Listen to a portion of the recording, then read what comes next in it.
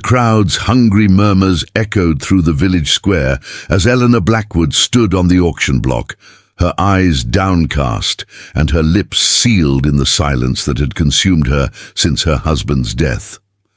At 32, the once celebrated beauty of Thornfield Parish had been reduced to property, valued in coins, by neighbours who had once bowed at her doorstep.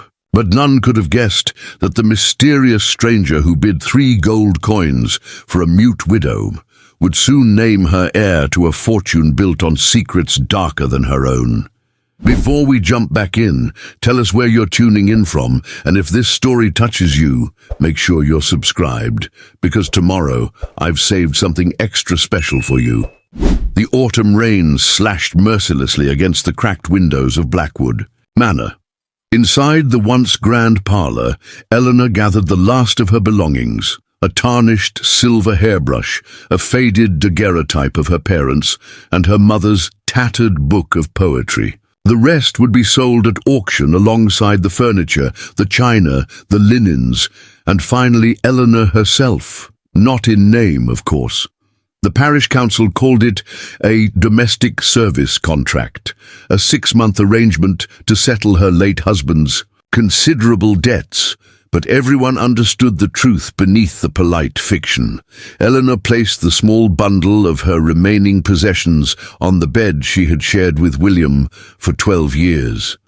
12 years of disappointments, of whispered accusations, of mounting debts as William Blackwood gambled away his family's legacy and her modest dowry. 12 years of watching her hopes of motherhood wither like neglected garden roses, until all that remained was the bitter knowledge that she was as barren as the winter fields surrounding Thornfield. Mrs. Blackwood? Magistrate Harris's voice, heavy with false sympathy, echoed from the entrance hall. The carriages have arrived. It's time. Helena gathered her worn shawl around her shoulders, her fingers tracing the once fine embroidery, now frayed beyond repair. Like her, it had once been admired for its beauty, and like her, it had been worn thin by years of neglect. With one last glance at the bedroom where she had endured so much, she descended the staircase with the quiet dignity that had become her armour. "There you are," said Harris, his jowls quivering with impatience. "We must proceed to the square. Quite a crowd has gathered despite the weather." He lowered his voice, though they were alone in the hall. "I've taken the liberty of explaining your condition to potential bidders. Not all men want a wife who cannot speak, you understand, but a housemaid requires no voice." Eleanor met his gaze unflinchingly, though she made no attempt to respond. Her silence wasn't a condition or an affliction as most believed.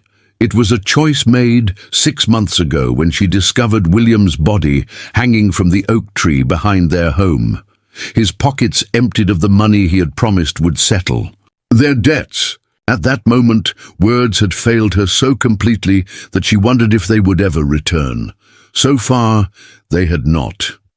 The journey to the village square passed in a blur of rain-streaked landscapes and pitying glances from those they passed. Eleanor sat rigidly in the magistrate's carriage, her spine straight despite the weight pressing down on her shoulders. Ahead, she could see the auction platform erected in the center of the square, the same platform where livestock and farm equipment was sold during the harvest festival. "Quite a good turnout," Harris remarked, peering through the carriage window at the gathering crowd. "Thornfield hasn't seen such excitement since the harvest fair. I see Squire Pemberton is here. He's been looking for a housekeeper since old Mrs. Finch passed. And there's Dr. Morrison and his wife, though I doubt they'll bid, given their circumstances." Eleanor recognized the faces in the crowd, men and women she had entertained in her home during better days, neighbors who had smiled and accepted her hospitality while whispering about her failure to produce an heir. Now they had come to witness her final humiliation, to watch as she was sold to the highest bidder like a prize heifer. As the carriage pulled to a stop, Harris cleared his throat. "Mrs. Blackwood, I hope you understand this is all quite legal. Your husband's debts must be settled, and this arrangement—" Helena silenced him with a look that made the pompous man shift uncomfortably in his seat. She might have lost her voice, her home, and her position, but she would not surrender her dignity to false platitudes. The rain had dwindled to a light drizzle as Helena was led to the auction platform.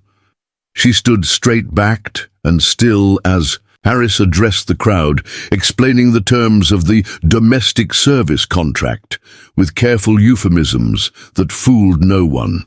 6 months of service to the highest bidder, with wages paid directly to the parish council to settle William Blackwood's outstanding debts. "We'll start the bidding at 10 silver shillings, Harris announced, a fair price for 6 months of domestic service from a woman of considerable breeding. The crowd tittered at the unfortunate choice of words, given Helena's well-known barrenness.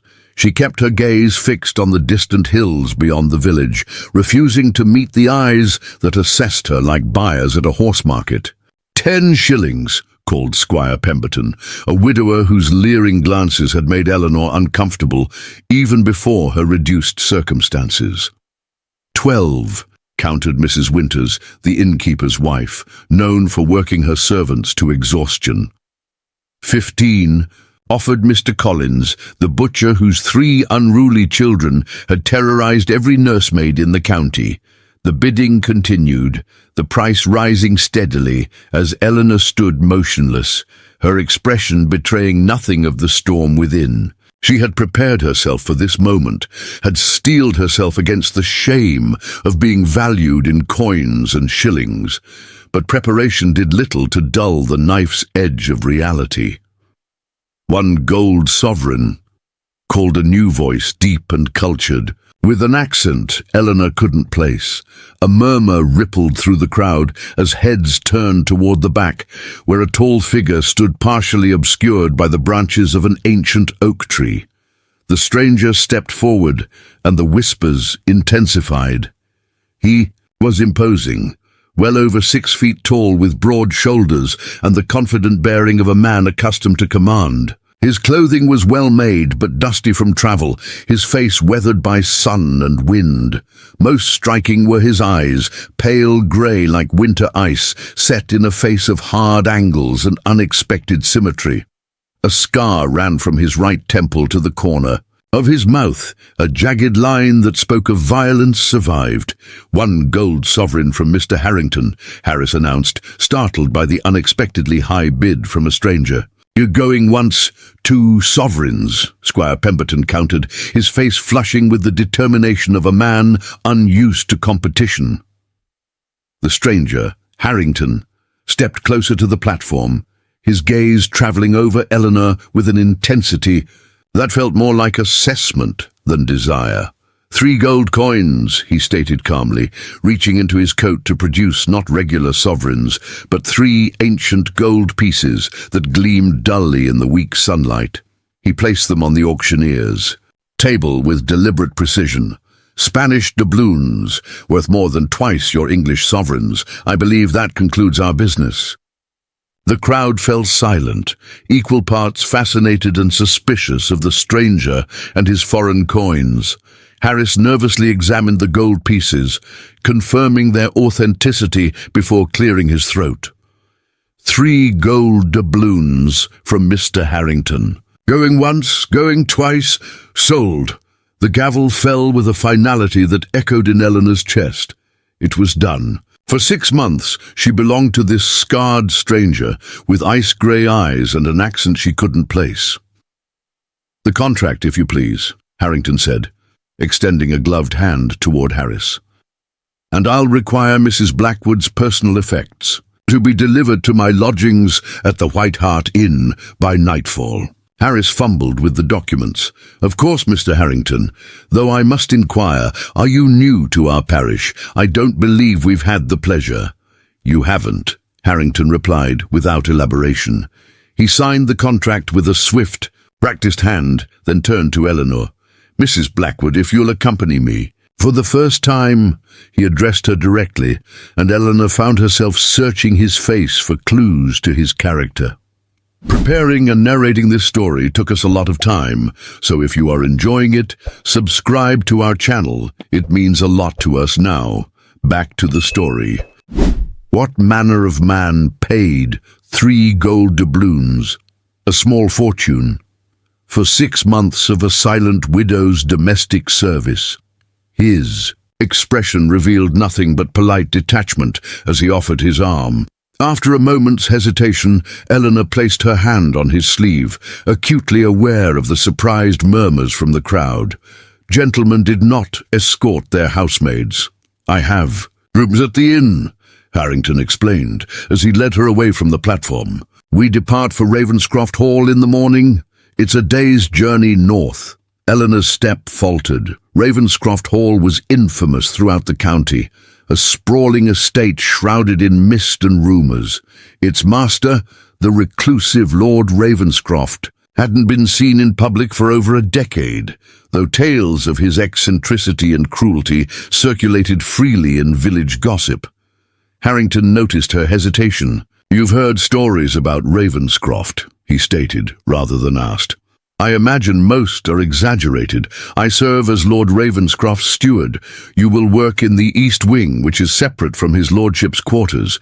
You needn't fear any unpleasantness." The careful phrasing did little to ease Eleanor's apprehension. To be sold was humiliation enough. To be sent to the county's most notorious household seemed a particularly cruel twist of fate. Yet what choice did she have? The contract was signed, the money paid. For 6 months her silence would belong to Ravenscroft Hall. At the White Hart Inn, Harrington secured a private parlour for their meal, away from the curious stares of the local patrons. The innkeeper's wife served them with barely concealed curiosity, lingering longer than necessary as she arranged bread and soup on the table. "Mrs. Blackwood requires a private room for the night," Harrington informed her, "and hot water for bathing." The woman's eyebrows rose nearly to her hairline. "A private room, sir? For the domestic?" "For Mrs. Blackwood," he corrected firmly. "I believe you have suitable accommodations available." After the innkeeper's wife withdrew, Harrington gestured to the food. "You should eat. Tomorrow's journey is long, and the roads are poor after the recent rains." Eleanor hesitated, then reached for the bread. In the 6 months since William's death, she had grown accustomed to sparse meals and constant hunger, as creditors claimed. "Everything of value from their home." Harrington watched her for a moment, then spoke again, his voice matter-of-fact. "Your silence, is it permanent?" Eleanor paused mid-bite, surprised by the direct question. Most people spoke about her condition, as if she weren't present, or they filled her silence with their own nervous chatter. She considered how to respond, then carefully shook her head. "It's by choice, then," Harrington concluded. "That simplifies matters. I'm not troubled by your silence, Mrs. Blackwood. At Ravenscroft, many find solace in quiet." He reached into his coat and withdrew a small leather-bound book. "I've taken the liberty of having this made. Should you need to communicate anything specific, you may write it here." Eleanor accepted the notebook, running her fingers over the soft leather cover. Such a simple courtesy, yet it touched her unexpectedly. William, in their final years together, had grown frustrated with her quietness, even before it became complete silence. He had never thought to provide means for her to express herself otherwise. "You'll have duties at Ravenscroft," Harrington continued, "but they may not be what you expect.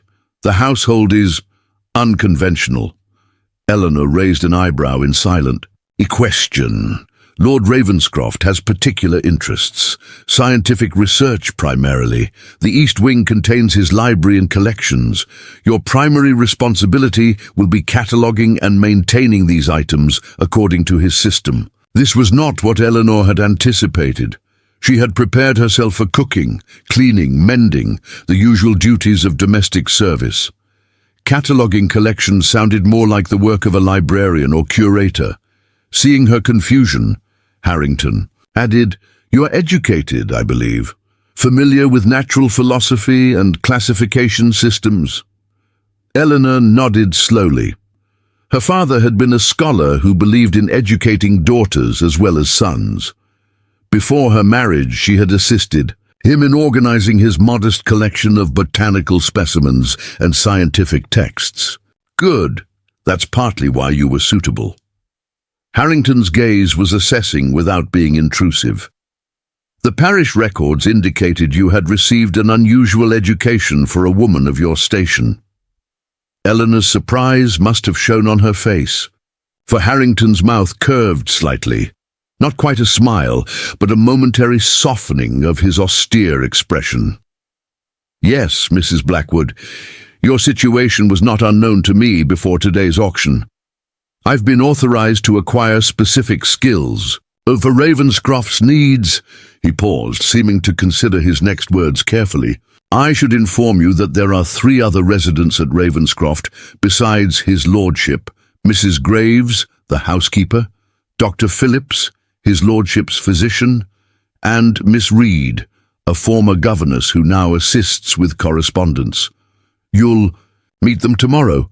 Eleanor nodded her understanding, though questions multiplied in her mind. Why would Lord Ravenscroft, reportedly an invalid recluse, need someone with her specific knowledge? And why pay such an exorbitant sum? 3 gold doubloons could have purchased far more than 6 months of service from a woman in her desperate position. Before she could ponder further, a commotion arose in the inn's main room. Raised voices, and the heavy thud of footsteps approaching their private parlour. The door burst open to reveal Squire Pemberton, his face flushed with drink and indignation. "Harrington!" he bellowed. "What game are you playing? Everyone knows Blackwood's widow isn't worth 3 copper pennies, let alone gold. What does Ravenscroft want with a barren, mute woman?" Eleanor flinched at the crude assessment, but Harrington's expression remained impassive as he rose from his chair. "Your intrusion is unwelcome, Pemberton," he stated coldly, "and your assessment of Mrs. Blackwood's value is both incorrect and inappropriate." Pemberton swayed slightly, pointing an accusatory finger. "I know what you're about.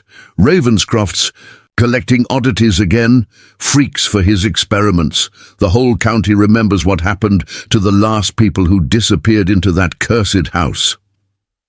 "You're drunk," Harrington replied, his voice dangerously quiet.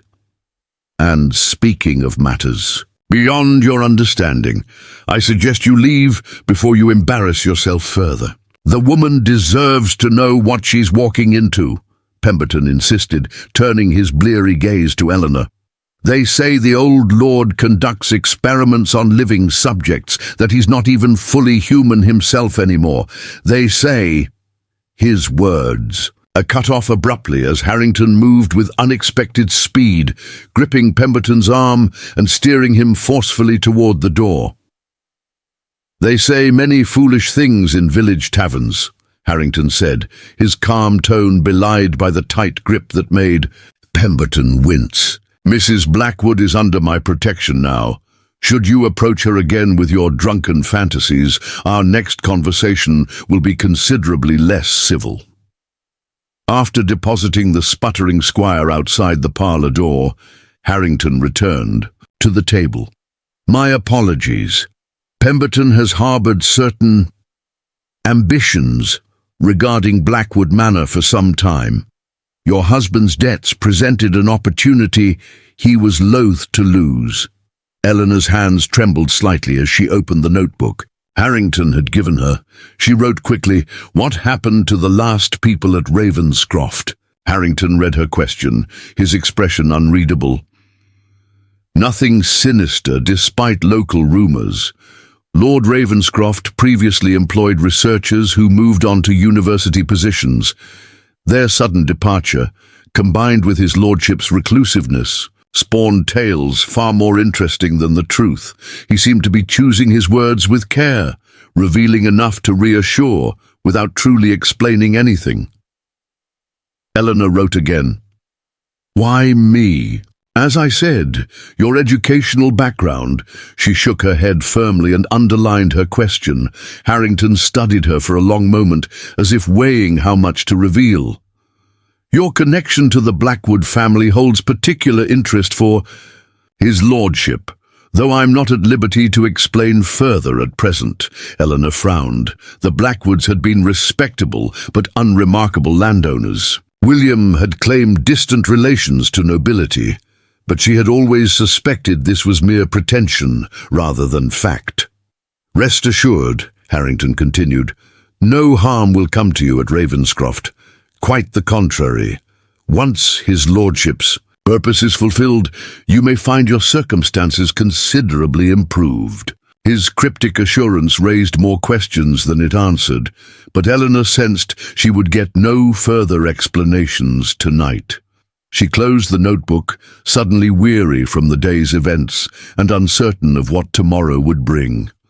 "I'll have you shown to your room," Harrington said, rising from the table. "We depart at first light." That night, in the unexpected luxury of a private room with clean sheets and warm water, Eleanor washed away the dust of the auction block and contemplated her strange new circumstances. Outside her window, the village of Thornfield continued. Its familiar patterns, lanterns glowing in cottage windows, the distant sound of the church bell marking the hour. By tomorrow, she would be miles away, bound for a house of secrets and a master whose interest in her remained unexplained. On the bedside table lay her few remaining possessions alongside the leather notebook Harrington had given her. Beside them, he had placed a small purse containing more coins than she had seen in years. "For personal necessities," he had explained, waving away her startled expression. None of it made sense. Men like Harrington, precise, calculating, clearly accustomed to power, did not pay fortunes for silent widows out of charity. Lord Ravenscroft, whatever his scientific interests, surely had access to more qualified assistants than a country squire's widow with rudimentary knowledge of classification systems. What possible connection could the reclusive lord have to the Blackwood family? And why had Harrington been specifically sent to acquire her services, as sleep finally claimed her? Eleanor's last thoughts were of Harrington's ice-grey eyes, not cruel despite the scar that suggested violence in his past, but watchful and measuring. The eyes of a man with secrets to protect and purposes yet unrevealed. Tomorrow she would leave Thornfield Parish behind, the scene of her marriage, her disappointments, and finally her public humiliation. Whether Ravenscroft Hall represented escape or merely a different kind of prison remained to be seen. But for the first time since discovering William's body swinging from the oak tree, Eleanor felt something stir within her, besides grief and shame, curiosity. The journey to Ravenscroft Hall began before dawn, when the village of Thornfield still slumbered under a blanket of mist. Eleanor found Harrington waiting in the inn's courtyard beside a handsome black carriage bearing an unfamiliar crest, a raven perched on an open book. No driver attended the vehicle.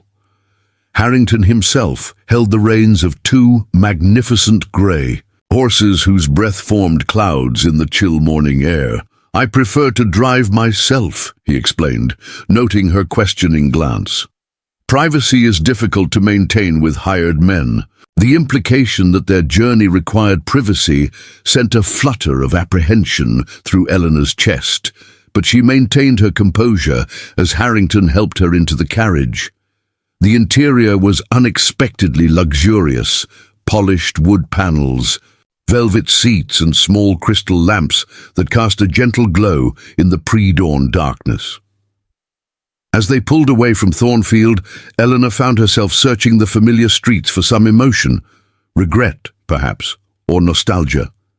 Instead, she felt only a strange lightness, as if the village itself had been a weight she carried. For 12 years, she had walked these streets as William Blackwood's wife, measuring her words, her actions, her very breathing against the expectations of neighbors and social superiors.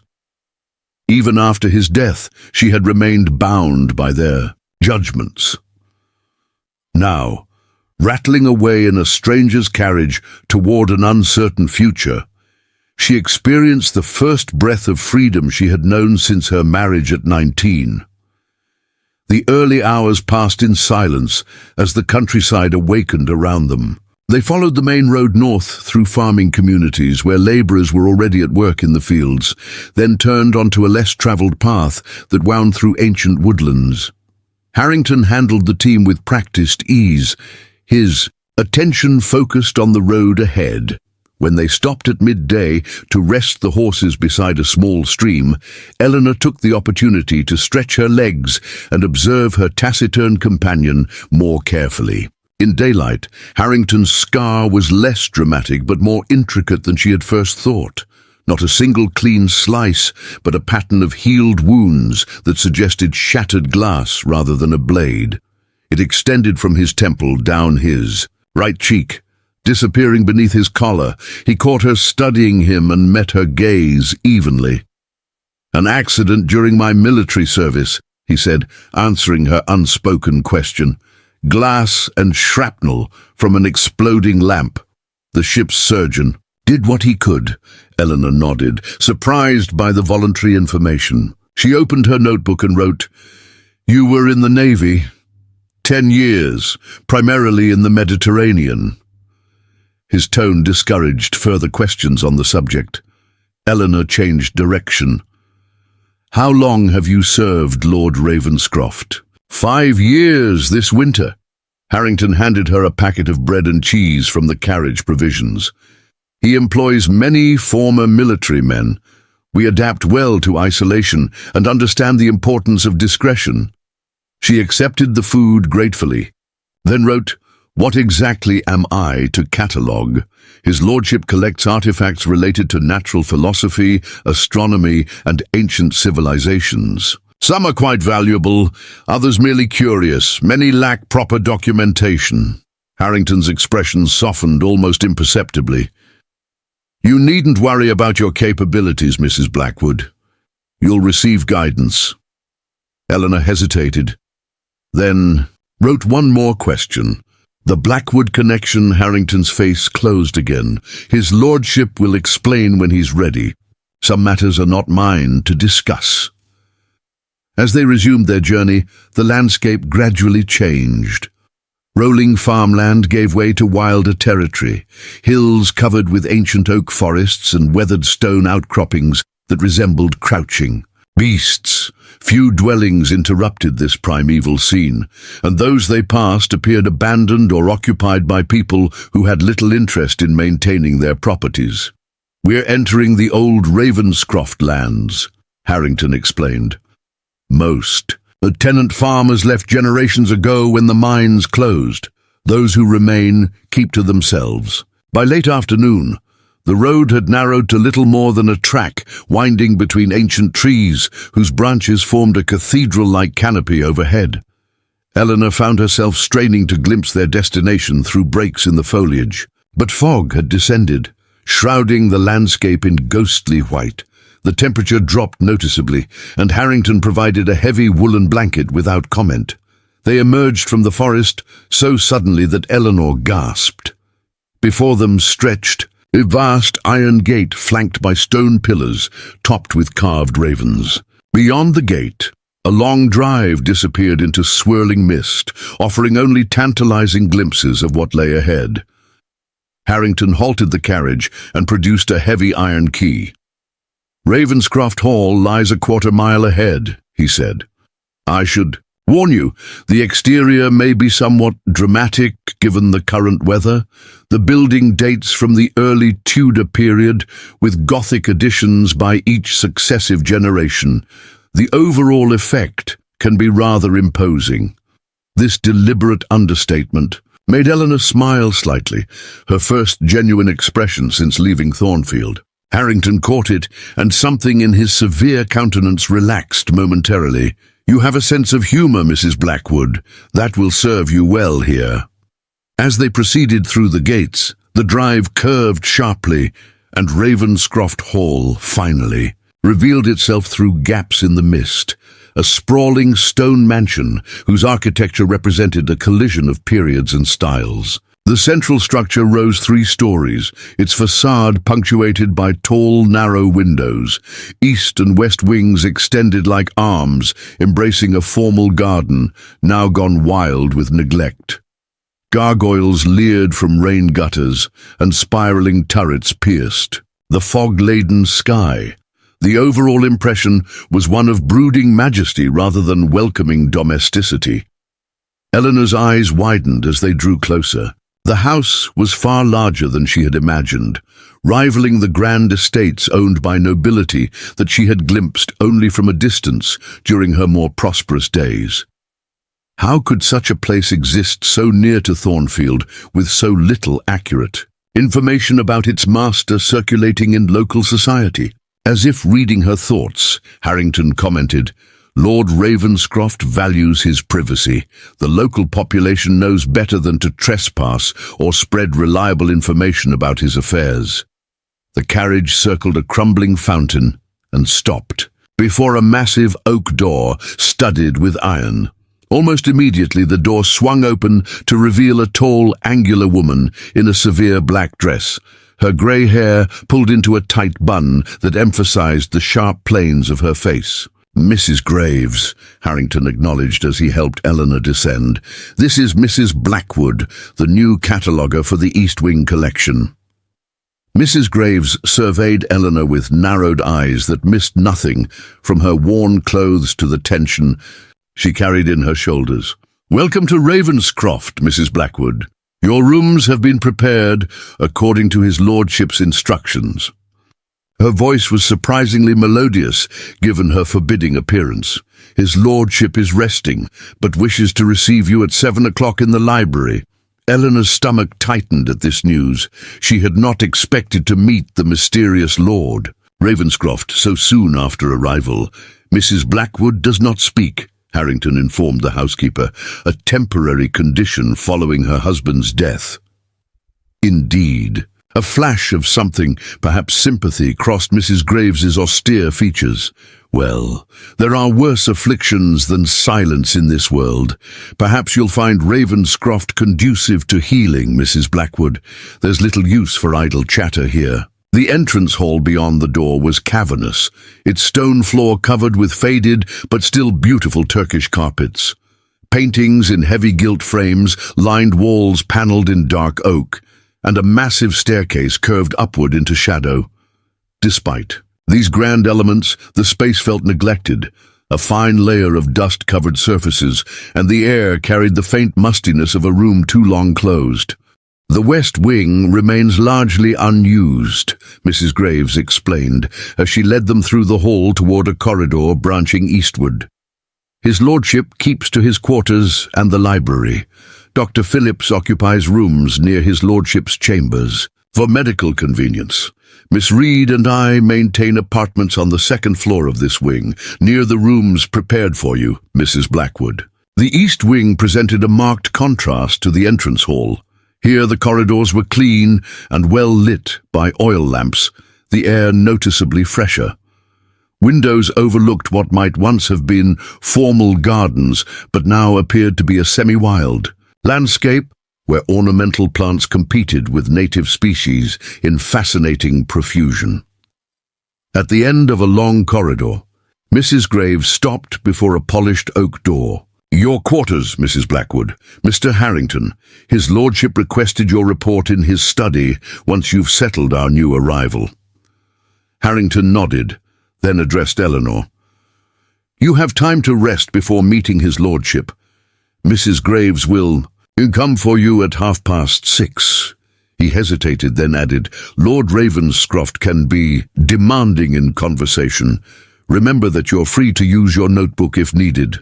With that cryptic advice, he departed, following Mrs. Graves back down the corridor. Alone for the first time since leaving the inn, Eleanor pushed open the door to her new accommodations and stepped inside. Whatever she had expected, perhaps a servant's sparse quarters or at best a modest guest room, the reality left her momentarily. Stunned, The room before her was spacious and elegant, with tall windows draped in blue velvet, a canopied bed that could have slept three comfortably, and a sitting area complete with bookshelves, writing desk, and comfortable chairs. A fire crackled in a white marble fireplace, dispelling any dampness from the mist-shrouded day. Two additional doors led from the main chamber. One opened into a private bathing room equipped with modern plumbing, a luxury Eleanor had read about but never experienced. The other revealed a dressing room where, to her astonishment, a wardrobe stood open to display several dresses that appeared both new and fashionable. On the bed lay a note written in an elegant, slanting hand. "Mrs. Blackwood, please consider these. Quarters and their contents at your disposal during your stay at Ravenscroft. The clothing has been provided as appropriate to your new position. While your domestic contract specifies certain duties, you are to be treated as a guest of rank within this household. I look forward to making your acquaintance this evening." Lord A. Ravenscroft Eleanor sat heavily on the edge of the bed, the note trembling in her hand. Nothing about her situation made sense. Domestic servants, even those with specialized duties, did not receive private suites with modern conveniences and wardrobes of new clothing. They certainly weren't welcomed as guests of rank by their employers. What game was Lord Ravenscroft playing, and why was she its focus? With no answers forthcoming, Eleanor decided to make practical use of her unexpected luxury. She filled the bathtub with steaming water, relishing the prospect of a proper bath after months of cold water and lye soap at Blackwood Manor. As she soaked, watching steam rise toward the tiled ceiling, she contemplated what little she knew about her new employer. Lord Ravenscroft's isolation was legendary throughout the county. According to village gossip, he suffered from some disfiguring condition that kept him confined to his estate. Others claimed he had returned from foreign travels with exotic diseases that required quarantine. The more sensational rumors suggested experiments gone wrong, deals with supernatural entities, or madness passed down through generations of the Ravenscroft line. Eleanor had dismissed most such tales as the natural product of rural imagination confronted with wealth and privacy. Now, surrounded by evidence of eccentricity, if not outright strangeness, she wondered what truth might lurk behind the gossip. After her bath, she examined the provided clothing more carefully. The dresses were of excellent quality, fine wool, silk and cotton, in subdued but elegant styles suitable for a widow. More surprising was their fit. When she tried on a deep blue day dress, it required no alterations whatsoever, fitting as if made for her specifically. Yet how could Lord Ravenscroft have known her measurements? At precisely 6:30, a soft knock announced Mrs. Graves's return. The housekeeper nodded approvingly at Eleanor's appearance in the blue dress, her still damp hair arranged in a simple knot at the nape of her neck. "His lordship awaits you in the library," Mrs. Graves said, leading Eleanor back through the corridors and down a different passageway. "A word of advice, if I may. Lord Ravenscroft values directness and dislikes unnecessary ceremony. Your silence may actually prove an advantage in your dealings with him." They stopped before a set of double doors carved with intricate scenes of classical mythology. Mrs. Graves knocked once, then opened the right-hand door without waiting for a response. "Mrs. Blackwood, my lord," she announced, gesturing for Eleanor to enter before withdrawing and closing the door behind her.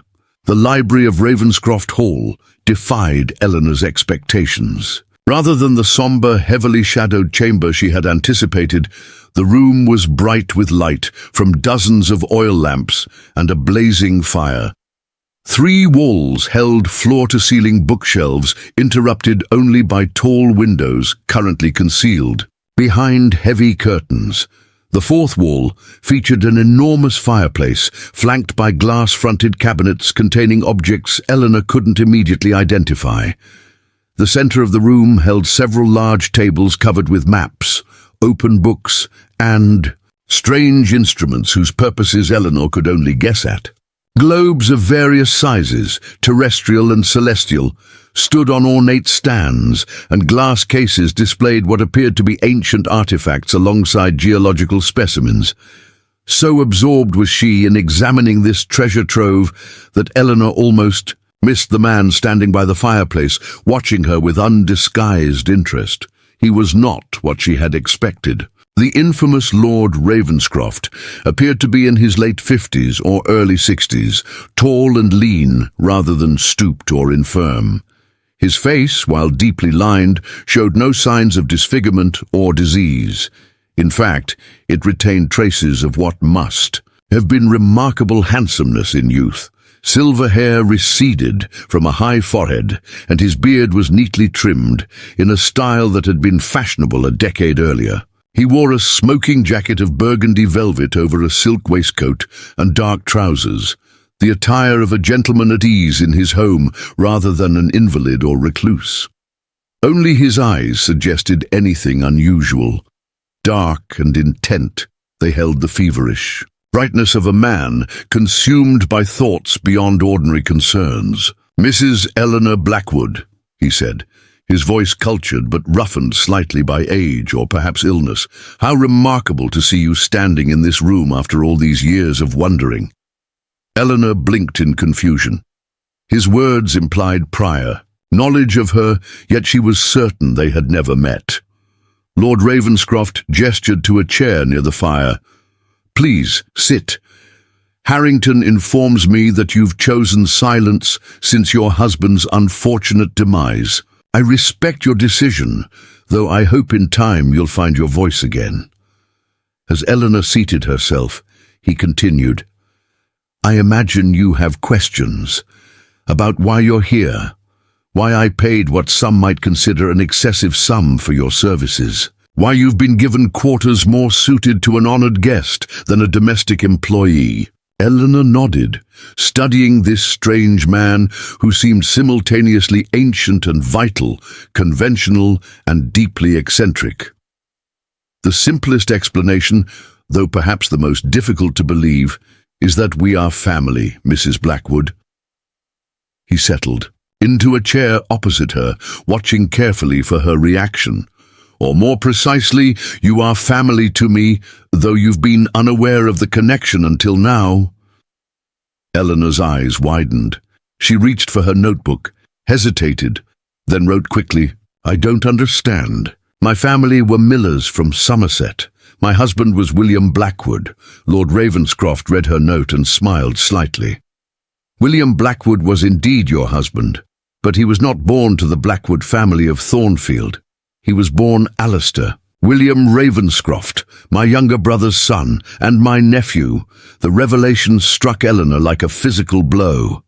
She stared at Lord Ravenscroft, searching his features for any resemblance to the man she had married. There was something familiar in the shape of the eyes, perhaps, but William had been fair where this man was dark, round-faced where Lord Ravenscroft was angular. "You're sceptical," he observed. "Understandably so. William, or Alistair, as he was christened, left Ravenscroft at 18, following a bitter dispute with his father, my brother Richard. He changed his name, invented a more palatable family history, and eventually established himself in Thornfield with the modest inheritance his mother had left in trust." "Why would he hide his true identity?" Eleanor wrote, her hand trembling slightly. Lord Ravenscroft's expression darkened. "The Ravenscroft family has been both blessed and cursed with unusual interest throughout its history. Richard's obsessions were particularly problematic. He subjected Alistair to experimental education methods that most would consider cruel. When Alistair reached adulthood, he chose to sever all ties rather than continue under his father's influence." Eleanor frowned. William had never mentioned such a troubled childhood. He had described his parents as unremarkable gentry who died of fever when he was in his teens, leaving him a modest inheritance. Had their entire marriage been built on such fundamental lies? If this is true, why contact me now after his death, she wrote, because the terms of the Ravenscroft inheritance have reached a critical juncture. Lord Ravenscroft replied, I am the last of my generation. Richard died 10 years ago. I have no children. According to family law, the estate should pass to my brother's offspring, which would have been William. In his absence, it passes to his widow. Eleanor felt the room tilt slightly. She gripped the arms of her chair to steady herself as the implications became clear. Yes, Mrs. Blackwood, Lord Ravenscroft confirmed, watching her closely. Absent other claimants, you are the heir to Ravenscroft Hall and all its associated properties, accounts and collections. A considerable fortune by any standard. This can't be legal, Eleanor wrote after a moment to collect herself. I'm not blood relation. The entailment is peculiarly worded, intentionally so by ancestors who understood that Ravenscroft interests should remain under family control even when direct bloodlines fail. As William's widow, you qualify under the terms established 3 centuries ago. He steepled his fingers beneath his chin. Of course, certain conditions apply. You must reside at Ravenscroft for a minimum of 6 months before the inheritance can be formalized, hence the contract Harrington arranged. The auction was it all arranged. Eleanor's writing was becoming less controlled, as shock gave way to a mixture of confusion and something approaching anger. Lord Ravenscroft had the grace to look slightly embarrassed. Not the auction itself. Your husband's debts were real enough, as was the parish council's decision to settle them through your service contract. Harrington was instructed to ensure that Ravenscroft placed the winning bid, whatever the cost. The 3 gold coins were theatrical, perhaps, but effective in discouraging competition. Eleanor sat back, her mind racing. If what Lord Ravenscroft claimed was true, she had been married to an heir of one of the county's oldest families without ever knowing it. Now, through the strangest twist of fate, she, a barren widow with no fortune or connections, stood to inherit what appeared to be substantial wealth. It was too convenient, too implausible. Why should I believe any of this, she wrote. Lord Ravenscroft nodded as if he had anticipated the question. Skepticism is a valuable trait, Mrs. Blackwood, one the Ravenscroft line has always prized. He rose and crossed to one of the glass-fronted cabinets, removing a small wooden box. Perhaps this will help convince you. He placed the box in Eleanor's hands. Inside, nestled on faded velvet, lay a gold signet ring bearing a crest identical to the one she had seen on Harrington's carriage, a raven perched on an open book, William's birthright, Lord Ravenscroft explained. Left behind when he fled Ravenscroft, I had hoped to return it to him one day, but pride, his and his father's, made reconciliation impossible. His voice softened with what sounded like genuine regret. I tracked his life from a distance, knew of his marriage to you, his struggling investments, his increasing desperation in recent years. I planned to approach him, to offer assistance, without conditions, but I delayed too long. Eleanor examined the ring, turning it to catch the firelight. She had never seen it before, had no way to verify whether it had truly belonged to William, yet something about the weight of it in her palm, the worn smoothness of the gold, made Lord Ravenscroft's claims suddenly disturbingly plausible. Even if this is all true, she wrote after carefully returning the ring to its box, why would you want a stranger inheriting your family legacy? Surely there are distant cousins with better claims. No legitimate ones, Lord Ravenscroft replied with surprising firmness. And you are not entirely a stranger, Eleanor Blackwood. You are the woman my nephew chose as his life companion. More importantly, you possess qualities the Ravenscroft legacy requires in its caretaker: intelligence, discretion, resilience. Your education, unconventional for a woman of your generation, suggests an inquiring mind. These are Ravenscroft traits, Even if you don't carry Ravenscroft blood." He moved to stand before the fire, his tall figure casting a long shadow across the room. "The next 6 months will determine whether you are truly suited to become mistress of Ravenscroft Hall. You'll assist me with cataloguing the family collections, learning their significance and value.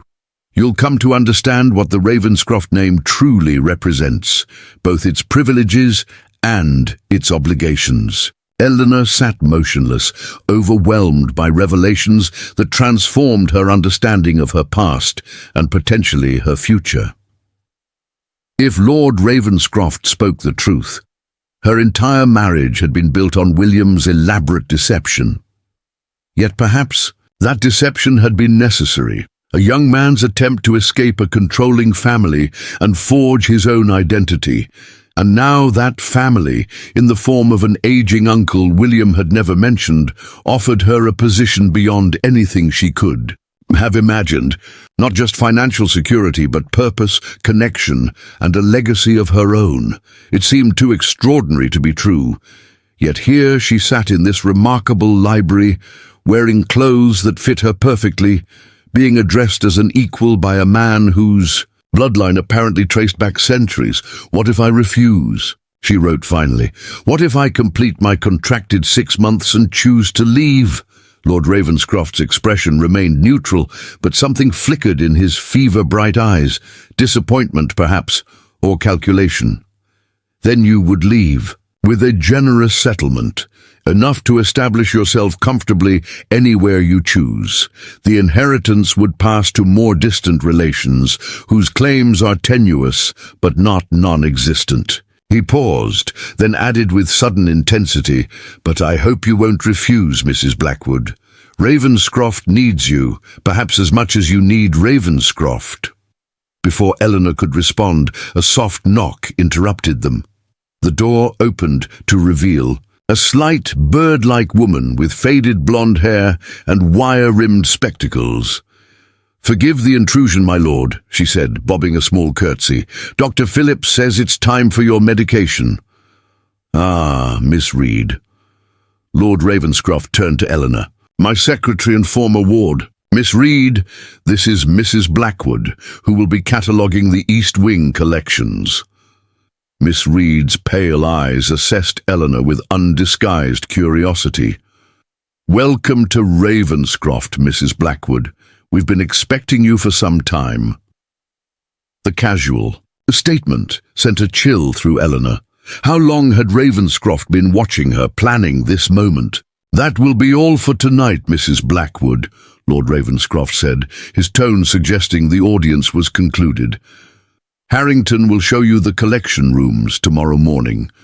We'll speak again once you've had time to consider what I've told you." As Helena rose to leave, he added, "One final matter.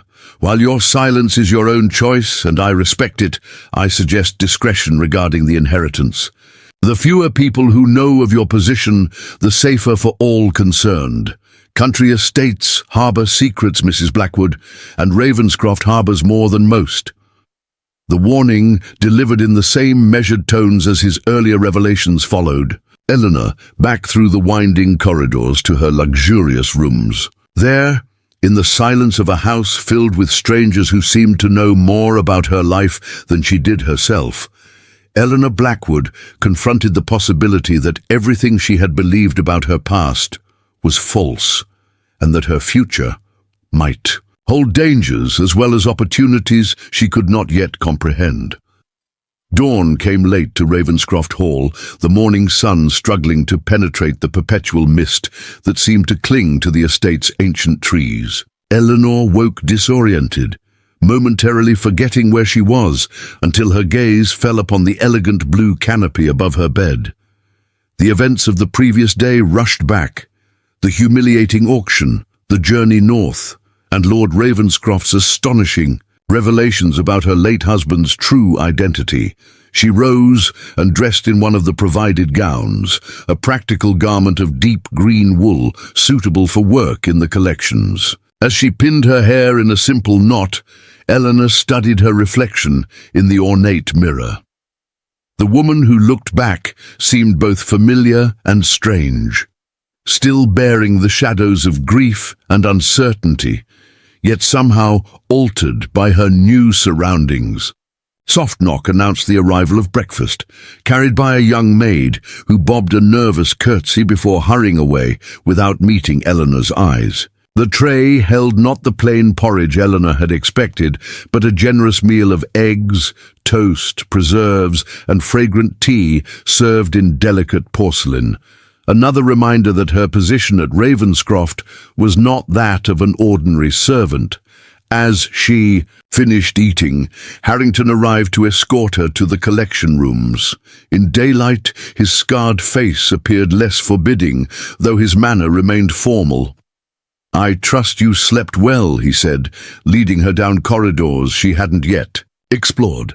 The first night at Ravenscroft can be unsettling for some. Eleanor nodded, though in truth exhaustion had granted her deep, dreamless sleep, despite the strange environment. She opened her notebook to write, "Lord Ravenscroft told me about William." Harrington's stride faltered almost imperceptibly. "I see, then you understand why you're here? To be evaluated as a potential heir, or is there more?" His expression revealed nothing. "Lord Ravenscroft's motives are his own. My role is to assist with your integration into the household and ensure you have what you need to fulfill your duties." They stopped before a set of double doors with intricate carvings similar to those on the library entrance.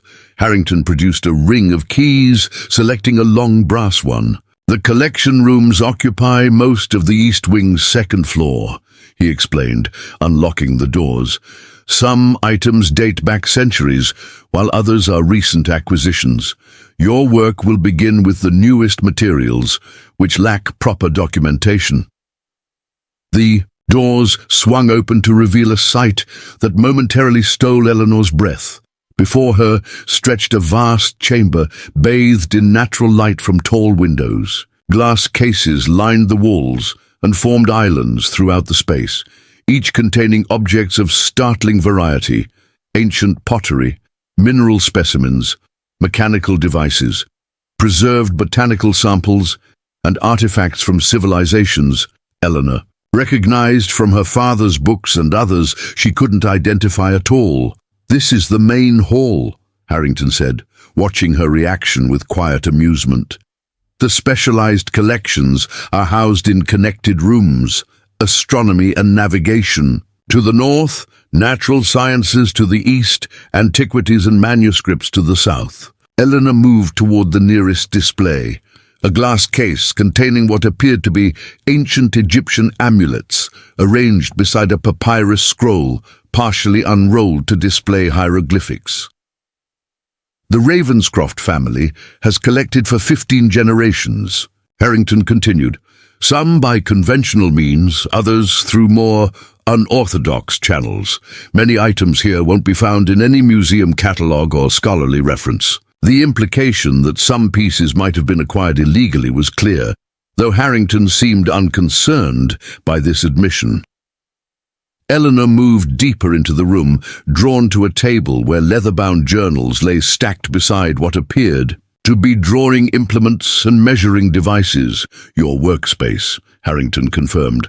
"Lord Ravenscroft has prepared initial notes on the items requiring immediate attention." He indicated a thick folder tied with black ribbon. "The filing system is explained within. Miss Reed will assist with any questions regarding categorization protocols." Eleanor opened the folder to find pages of elegant handwriting, detailed descriptions of objects with blank spaces for measurements, condition assessments, and provenance notes. The organization was meticulous, if somewhat idiosyncratic, suggesting a mind that processed information differently than most. "When do I begin?" she wrote. "Immediately, if you're willing." Harrington gestured to a specific case near the windows. "That collection of astronomical instruments arrived last month from an estate sale in Prague. Lord Ravenscroft is particularly interested in, and their documentation." As Eleanor approached the case, Harrington added, "You'll be working alone most days. Lord Ravenscroft rarely visits the collections personally. His health prevents extended activity. Miss Reed comes twice weekly to collect your completed documentation. I or Mrs. Graves will check on your needs periodically." The prospect of spending days alone among these treasures was more appealing than alarming to Eleanor. After months of grief intensified by the constant pitying presence of Thornfield neighbours, solitude felt like luxury. "The key," she wrote, indicating the glass case. Harrington removed a smaller key from his ring and handed it to her. "This opens all display cases. Guard it carefully. Some items here are beyond price." After explaining the location of additional supplies and showing her how to operate the room's modern heating system, Harrington left Eleanor to her work. The silence that followed his departure was different from any she had known. Not the strained quiet of a house in mourning or the hollow emptiness of rooms stripped by creditors, but a living stillness filled with potential. Eleanor approached her task methodically, beginning with a thorough examination of Lord Ravenscroft's notes before opening the case containing the astronomical instruments. The collection was impressive. Brass, astrolabes, silver quadrants, and navigational tools whose purposes she could only guess at. Most striking was a celestial sphere of brass and silver, its surface etched with constellations and mysterious symbols that weren't part of any astronomical notation she recognized. Hours passed as Eleanor measured, sketched, and recorded each piece according to Lord Ravenscroft's system. The work absorbed her completely, requiring concentration that left no room for dwelling on her circumstances. Only when the light began to fade did she realize she had worked through the day without interruption.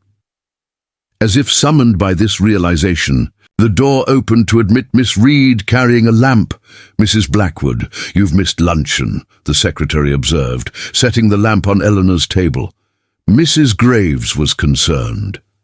Eleanor blinked, disoriented by the sudden intrusion after hours of solitary focus. She gestured apologetically at the array of instruments she had been cataloguing. "Yes, they're quite captivating, aren't they?" Miss Reed adjusted her spectacles to examine Eleanor's notes. "Oh, excellent detail on the celestial sphere. His lordship will be pleased." Eleanor studied the slight woman more carefully than she had during their brief introduction. Miss Reed had the faded appearance of someone who spent little time outdoors, her skin nearly translucent and her blonde hair showing strands of premature silver despite her relatively young age, perhaps 35 at most. Her movements were precise and economical, suggesting long practice in occupying as little space as possible. "You've worked for Lord Ravenscroft long," Eleanor wrote in her notebook. Miss Reed's thin lips curved in what might have been a smile. "Since childhood. My father was his lordship's secretary before me. When my parents died of typhus, his lordship took me in, educated me, and eventually appointed me to my father's position." This unexpected glimpse into Miss Reed's history revealed a different side to Lord Ravenscroft. The eccentric collector was also, it seemed, capable of compassion and responsibility toward those dependent on him. "You said you were expecting me," Eleanor wrote. "How long has Lord Ravenscroft planned this?" Miss Reed's pale eyes darted away. "His lordship has monitored your situation for some time. When Mr. Blackwood, that is, Mr. Ravenscroft, died, certain preparations were set in motion." Before Eleanor could pursue this line of questioning, Miss Reed changed the subject. "I've been instructed to invite you to dine with his lordship this evening. He wishes to discuss your preliminary impressions of the collection." She gestured to Eleanor's ink-stained fingers. "Perhaps a change of attire would be appropriate. Dinner is served at 7 in the small dining room." After Miss Reed departed, Eleanor returned to her rooms to wash away the dust of the collection hall. As she bathed, Her mind sifted through the day's discoveries, not just the fascinating objects she had catalogued, but the subtle clues about Ravenscroft itself. The household operated with quiet efficiency, despite its isolation, and Lord Ravenscroft's apparent infirmity. The staff, what little she had seen of them, moved like shadows through the great house, appearing when needed and vanishing just as quickly. And then there was the collection itself, extraordinary in its scope and value, far beyond what even an eccentric country gentleman might normally amass. Some pieces appeared to be legitimate antiquities that museums would covet, while others seemed almost fantastical in design and purpose. The celestial sphere, in particular, featured symbols that resembled no astronomical notation she had ever encountered in her father's scientific texts. For the evening meal, Helena selected a gown of deep burgundy silk, more formal than her daytime attire, but still appropriately subdued for a widow. As she fastened the jet buttons at her wrists, she considered her strategy for the upcoming conversation. Lord Ravenscroft clearly wanted something from her beyond simple cataloguing work. His story about William's true identity might be true, but Helena suspected it wasn't the whole truth. Mrs. Graves arrived to escort her to dinner, leading her through the maze-like corridors with practiced ease. The small dining room proved to be a relative term at Ravenscroft. The chamber could easily have accommodated 20 guests, though tonight it held a table set for just 2. Lord Ravenscroft awaited her, standing beside a fireplace where flames cast dramatic shadows across his lined face. He appeared more frail than he had the previous evening, leaning slightly on a silver-headed cane and breathing with the careful deliberation of someone managing pain. "Mrs. Blackwood," he greeted her, with a slight bow. "I hope your first day among the collections proved stimulating rather than overwhelming." Over a meal far more refined than Eleanor had expected in such an isolated household, Lord Ravenscroft questioned her about her observations of the astronomical instruments. His knowledge was impressive, despite claiming health prevented him from visiting the collections personally. He described individual pieces with the familiarity of someone who had studied them intimately. When the main course had been cleared, Lord Ravenscroft dismissed the servant who had been attending them. Once they were alone, his manner shifted subtly from cordial host to something more intense. "You've begun well," he said, studying her over the rim of his wineglass. "Your notes show a methodical mind and an eye for detail that the collection requires, but cataloguing is merely the surface of the work I hope you'll undertake at Ravenscroft." Eleanor raised a questioning eyebrow, reaching for her notebook. "No need for writing at present. Just listen." Lord Ravenscroft set down his glass. The Ravenscroft collection is more than an assemblage of curiosities. It represents generations of research into matters beyond conventional understanding, what some might call the boundaries between science and mysticism. He leaned forward, his dark eyes reflecting the candlelight. "Many of the artifacts you'll encounter were acquired specifically for their connection to phenomena that defy orthodox explanation. The celestial sphere you examined today, for instance, predates Copernican astronomy, yet contains mathematical principles that weren't discovered until centuries later." Eleanor frowned slightly, uncertain whether to interpret his words literally or as the fanciful perspective of an aging scholar. Lord Ravenscroft noted her skepticism and smiled thinly. "You needn't accept these assertions immediately. Indeed, I would be disappointed by credulity without evidence. But approach your work with an open mind, Mrs. Blackwood. The collection has much to teach those willing to see beyond conventional wisdom." He paused, then asked abruptly, "Did William ever speak of dreams, specifically recurring dreams involving structures or mechanisms he couldn't have encountered in waking life?" The question was so unexpected that Eleanor blinked in surprise. After a moment's thought, she nodded slowly. William had indeed suffered from nightmares throughout their marriage, dreams that left him sweating and disoriented, muttering about impossible architecture and machines that moved of their own accord. She had attributed these episodes to his increasing dependence on brandy as their financial situation deteriorated. Lord Ravenscroft's expression sharpened with interest. As I suspected. The dreams are a Ravenscroft trait, one that manifests differently in each generation, but has persisted for centuries. Richard experienced them severely, as did I. William's flight from Ravenscroft didn't spare him the inheritance in his blood. He tapped his fingers against the table in a rhythm that seemed almost unconscious. Tomorrow you'll catalogue items in the South Room, manuscripts primarily. Among them you'll find journals kept by Ravenscroft men dating back to the 16th century. Read them alongside your regular work. They'll provide context for what you're seeing in the collection. Eleanor's curiosity battled with growing unease. Lord Ravenscroft's manner, the intensity bordering on fanaticism, the cryptic references to inheritance in the blood, reminded her uncomfortably of village rumors about his mental stability. Yet, she couldn't deny her fascination with the collection and the mysteries it represented. If William had truly been a Ravenscroft, perhaps understanding his family's obsessions might help her make sense of the man she had lived with for 12 years, but never fully known. Taking her silence for agreement, Lord Ravenscroft continued, "There are spaces between accepted truths, Mrs. Blackwood, gaps in our understanding where extraordinary possibilities exist. The Ravenscroft family has explored these spaces for generations, documenting what we've found and preserving knowledge too dangerous or profound for general consumption." His voice lowered to near whisper.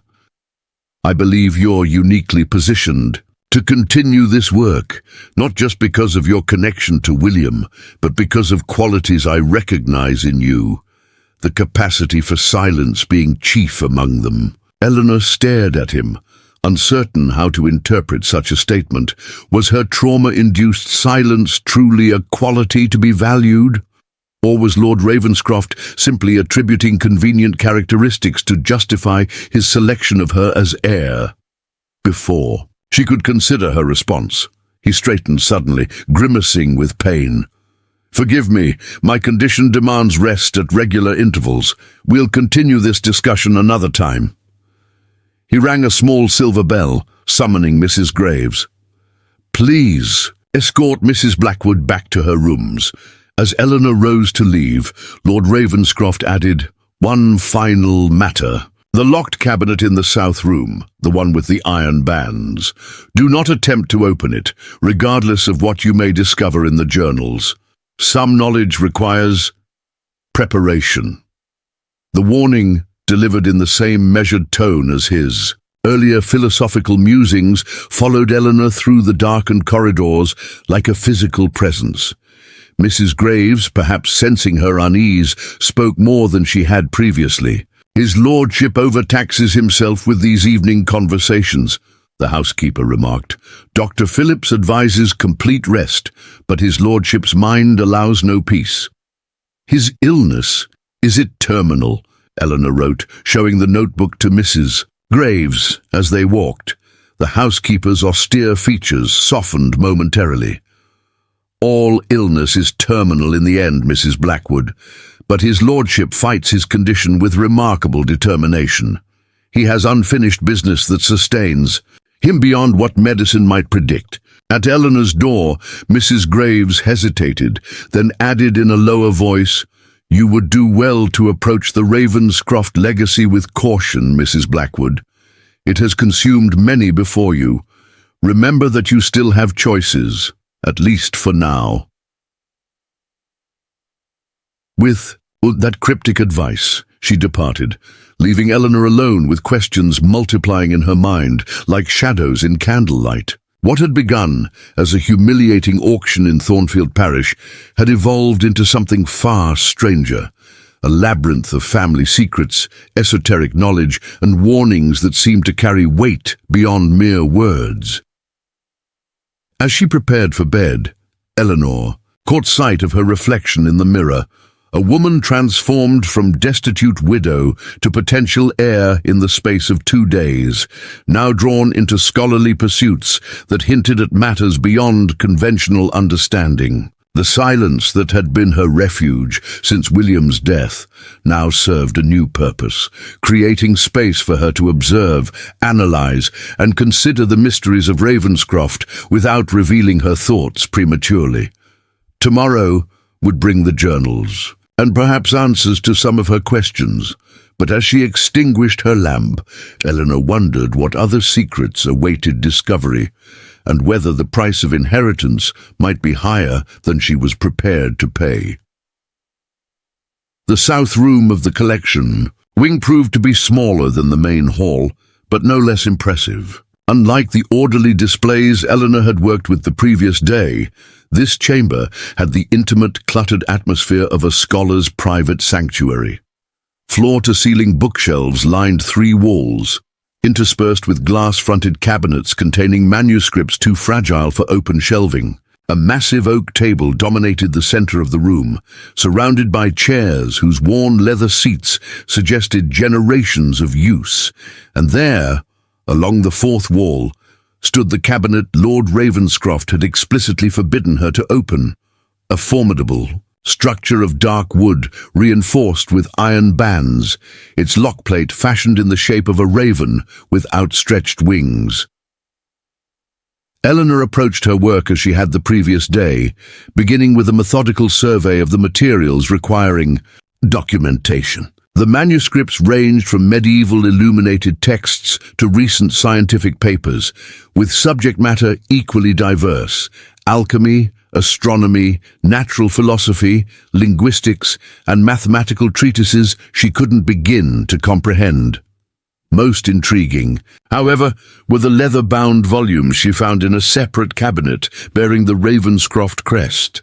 Journals kept by family members across generations, each labelled with a name and date range. Following Lord Ravenscroft's instructions, Eleanor selected the earliest volume, attributed to Edmund Ravenscroft, 1576–1642.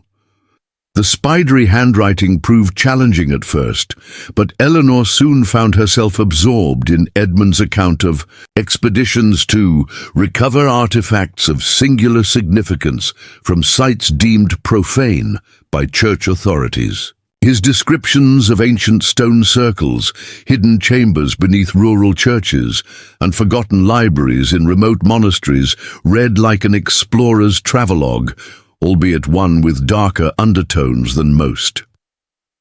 One passage in particular caught her attention. May 14, 1603. Recovered from the sealed chamber beneath Thornfield Abbey, a brass mechanism of inexplicable design, bearing inscriptions in no known tongue. When aligned with celestial bodies at specific conjunctions, the device produces harmonics that induce visions of impossible architecture. The monks who sealed it claimed it was the work of fallen angels seeking to impart forbidden knowledge to mankind. I believe it to be of more terrestrial origin, though its maker possessed understanding far beyond our current sciences. Eleanor glanced up from the journal, her mind connecting threads. The celestial sphere she had catalogued the previous day. Could it be the brass mechanism Edmund described? And Thornfield Abbey had stood on lands less than 5 miles from what later became Blackwood Manor. The coincidence seemed significant, though she couldn't yet determine how. She continued reading, discovering that Edmund had apparently founded the Ravenscroft collection after inheriting a modest estate from his father. His obsession with artifacts that defy conventional understanding had transformed a country gentleman's home into a repository for objects most museums would reject, as fraudulent or academic institutions would dismiss as superstitious curiosities. As morning stretched into afternoon, Eleanor moved chronologically through the journals, finding that each generation of Ravenscroft men had continued Edmund's work with varying degrees of scholarly rigor. Some wrote with scientific detachment, others with near religious fervour about their discoveries. All reported experiencing the unusual dreams Lord Ravenscroft had mentioned, vivid visions of structures and mechanisms they subsequently discovered among ruins or private collections. By late afternoon, she had reached the journals of Richard Ravenscroft, Lord Ravenscroft's brother and William's father. The change in tone was immediate and disturbing. Where earlier Ravenscrofts had approached their unusual interests with scholarly enthusiasm, Richard's writings revealed a cold obsession verging on fanaticism. March 3rd, 1845. The boy continues to resist the preparation methods. His dreams remain unfocused, revealing only fragments of what we seek. Traditional approaches have failed. More direct measures may be necessary, though A opposes this course. He fails to understand that individual discomfort is meaningless compared to the knowledge we pursue. Helena felt a chill reading these clinical observations about the boy. William, her husband, referred to as an experimental subject rather than a beloved son. Subsequent entries detailed sessions where Richard attempted to enhance William's dreams through methods that sounded increasingly like systematic torture. Sleep deprivation, exposure to extreme temperatures and substances, administered to induce hallucinations. June 17, 1846, progress at last. After the third day without sleep, surrounded by the primary artifacts, the boy described with perfect clarity the mechanism we have sought. His drawings match precisely the fragments recovered from the Edinburgh excavation. A again interfered, insisting the boy be allowed rest. His sentimentality threatens everything. I have secured the laboratory against his intrusions. Eleanor's hands trembled as she turned the pages. The William she had known, charming, weak-willed, increasingly dependent on alcohol as their fortunes declined, suddenly made sense in a new and heartbreaking context. His nightmares, his evasiveness about his past, his desperate need for the numbing effects of brandy, all could be understood as the aftermath of childhood trauma inflicted by a father who valued arcane knowledge over his son's well-being.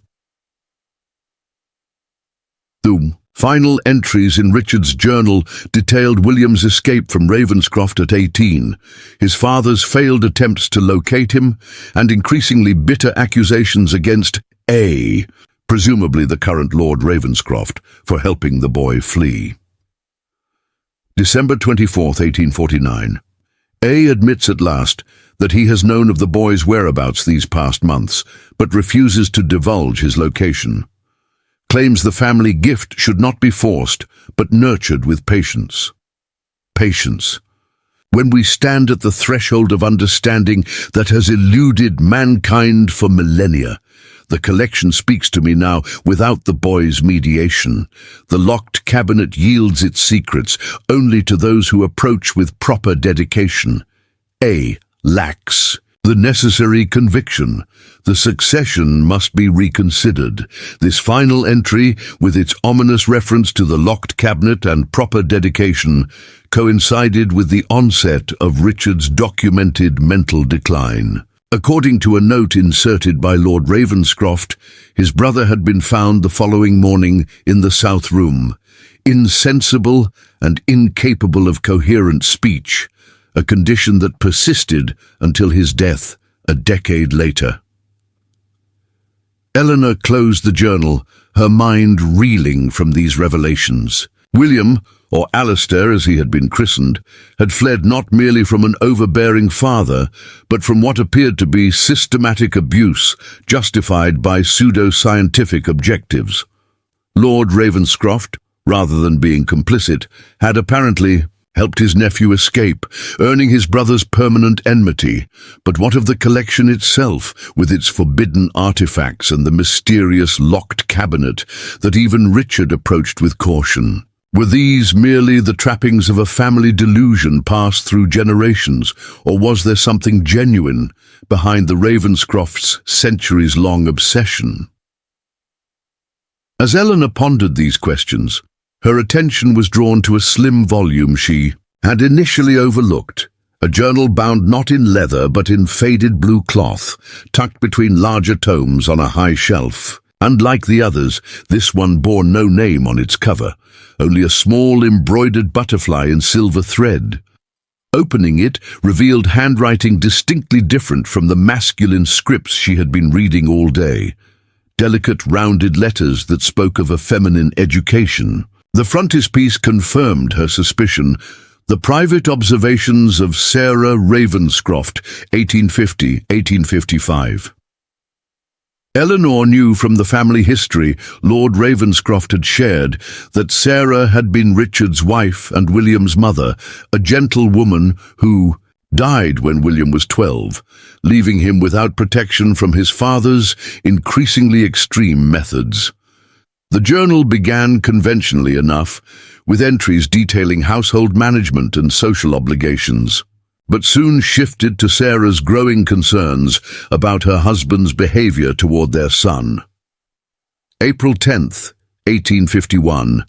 R. took Alistair to the south room again today, despite my objections. The boy returned white-faced and trembling, unable to eat at dinner. When I questioned R, he spoke of preparing the bloodline and cultivating the gift. His brother A counsels patience, says these episodes will pass, but I see a darkness growing in R that frightens me deeply. I have begun copying keys to rooms previously denied me. What I discover must be recorded for Alistair's protection, should my health continue to decline. Eleanor leaned forward, her pulse quickening. Sarah's entries became increasingly alarmed as she documented Richard's declining mental state and his obsession with forcing manifestation of the family gift in their young son. More significantly, she had apparently conducted her own clandestine investigation of the collection, focusing particularly on the locked cabinet in the south room, to June 3rd, 1852. I have finally accessed the forbidden cabinet. What I found confirms my worst fears about R's research. The artifact within, if such a mundane term applies to an object of such disturbing properties, appears to be a device for communication, though with whom or what I cannot determine. R's notes suggest entities that exist in spaces adjacent to our reality, accessible only through dreams or altered states of consciousness. His experiments with Alistair attempt to use the boy's inherited sensitivity to establish contact. This cannot be permitted to continue. The entries that followed documented Sarah's increasingly desperate attempts to protect her son, culminating in a plan to remove him from Ravenscroft entirely. November 18th, 1853. A has agreed to help. When the time comes, he will ensure Alistair reaches safety far from R's influence. I have prepared documentation establishing a new identity. William Blackwood, orphaned nephew of my cousin in Somerset. Funds sufficient for education and modest. Establishment have been secured through A's assistance. The greater difficulty lies in protecting Alistair from his inheritance. The Ravenscroft gift or curse flows in his blood, regardless of his name or location. Already his dreams show the pattern. I have discovered among the manuscripts a possible solution, a ritual of severance practiced by an ancient order who believed dreams formed bridges between worlds. If successful, it may attenuate Alistair's sensitivity enough to grant him normal life. I have copied the necessary procedures and gathered the required materials. The ritual must be performed on the winter solstice. R will be away, attending the Royal Society meeting in London. A will ensure we remain undisturbed. Eleanor searched anxiously for the outcome of this planned intervention, but the journal ended abruptly after this entry. According to the family history, Sarah had died the following spring, reportedly from consumption that had plagued her for years. Had she performed the ritual before her death? Had it protected William from the gift his father sought to exploit? As Eleanor closed the blue journal, Her eye caught a glint of metal that had been concealed between its pages, a small brass key of unusual design attached to a faded ribbon. Her hand trembled as she held it up to the fading afternoon light. Could this be the key to the forbidden cabinet? Had Sarah Ravenscroft hidden it in her private journal, knowing it would likely remain undisturbed after her death? Eleanor's gaze shifted to the iron-banded cabinet against the wall. Lord Ravenscroft's warning echoed in her mind. Do not attempt to open it, regardless of what you may discover in the journals. But that warning had come before she discovered Sarah's journal and the history of abuse William had suffered at his father's hands. Before she understood that Lord Ravenscroft had helped his nephew escape. Before she held in her hand what might be the key to understanding the mysterious gift that had shaped her husband's life, and possibly his death. The rational part of Eleanor's mind urged caution. If generations of Ravenscrofts had dedicated their lives to these artifacts, if Richard had descended into madness after claiming the cabinet yielded its secrets, then whatever lay within was clearly dangerous. Yet another part of her, the part that had lived 12 years with a man haunted by nightmares he couldn't explain, demanded answers that might finally make sense of William's troubled life and desperate end. As she debated, footsteps in the corridor announced someone's approach. Quickly, Eleanor slipped the key and Sarah's journal into her pocket just as the door opened to admit Dr. Phillips, a thin, scholarly man she had glimpsed only briefly since her arrival. "Mrs. Blackwood," he greeted her with a slight bow. "I apologize for interrupting your work, but Lord Ravenscroft requests your presence in his study immediately. A matter of some urgency has arisen." Eleanor nodded, gathering her notes while trying to maintain a composed expression despite the key that seemed to burn against her skin through the fabric of her pocket. Had Lord Ravenscroft somehow discovered what she had found, or was this summons related to something else entirely? Dr. Phillips led her through corridors she hadn't yet explored, deeper into the private quarters of the house. Unlike the well-maintained areas she had seen previously, these passages showed signs of neglect. Faded wallpaper, worn carpets, and a persistent chill that suggested inadequate heating. "His lordship's condition has worsened since your dinner together," Dr. Phillips explained as they walked. "The excitement of your arrival has taxed his strength more than anticipated. I must ask that you limit your conversation to essential matters only." They stopped before a heavy oak door with a small brass nameplate reading simply A. Ravenscroft. Dr. Phillips knocked softly, then opened the door without waiting for a response. The room beyond was dimly lit and uncomfortably warm, dominated by a large canopied bed where Lord Ravenscroft reclined against pillows, looking considerably more frail than during their previous encounters. His skin had a greyish pallor, and his breathing seemed laboured despite the room's stifling heat. "Mrs. Blackwood," he acknowledged her with a weak gesture. "Thank you for coming. Please excuse the melodrama of a sickroom meeting, but circumstances allow no delay." Eleanor moved closer, noting the array of medicine bottles on the bedside table and the unmistakable scent of laudanum in the air. "You've been reading the journals," Lord Ravenscroft stated rather than asked.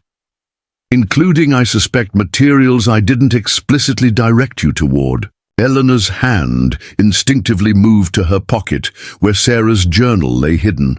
How could he know? "Don't look so alarmed.